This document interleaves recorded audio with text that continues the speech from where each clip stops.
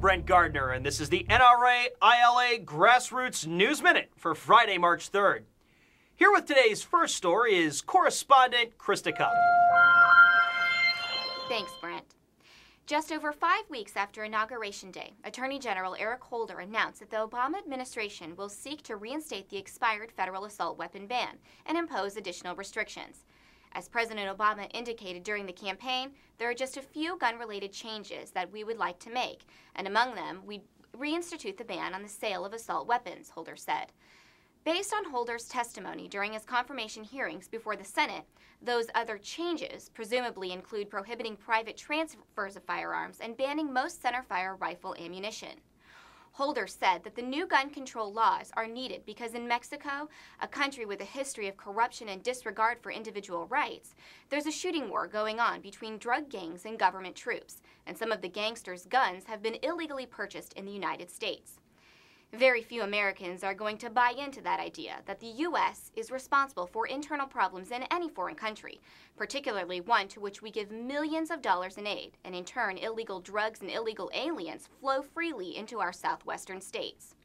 Holder must still be enjoying the high that he must have felt from his media moment when Speaker of the House Nancy Pelosi reminded him that it is an Attorney General who makes laws in the United States. Asked whether Holder had spoken to her before putting himself in front of the national news cameras, Pelosi said no, adding, "I think we need to enforce the laws we have right now." Shortly thereafter, the office of Senate Majority Leader Harry Reid stated flatly that Senator Reid would oppose an effort to reinstate the ban if the Senate were to vote on it in the future. Speaker Pelosi and Senator Reid were joined in opposing Holder by members of the bipartisan House of Representatives Second Amendment Task Force. Unfortunately, Holder still has many options for ways to threaten the right to arms. As examples, he could force the BATFE to once again arbitrarily reinterpret firearm importation law to further limit the kinds of firearms that may be imported. He could force the agency to discontinue its support of the Tiahrt Amendment, which protects both the privacy of gun buyers and the integrity of police investigations. And though the Justice Department has previously testified against the type of armor-piercing ammunition restriction gun control supporters advocate today, Holder's Department of Justice could reverse course. Holder could also direct BATFE to adopt enforcement policies designed to drive licensed dealers out of business. And while Senator Reid has a good record on many gun control issues, there is no doubt where Speaker Pelosi truly stands. She will support gun control, but on her timetable, not one provided her by the new Attorney General. As we expect to say a lot over the next 4 years, stay tuned. And now back to you, Brent.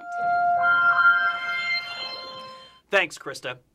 Last week, the 36th Annual Conservative Political Action Conference took place in Washington, D.C., of which NRA is a co-sponsor each year.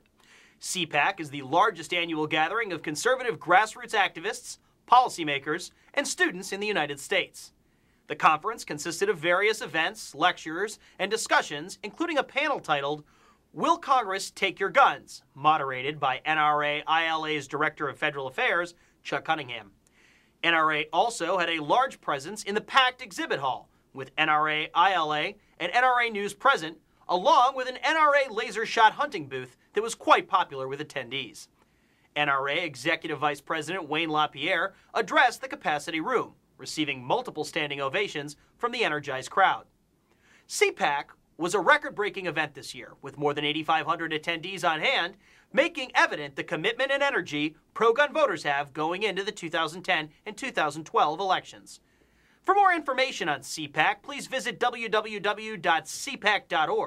And for more up-to-date legislative information, please visit our website at www.nraila.org.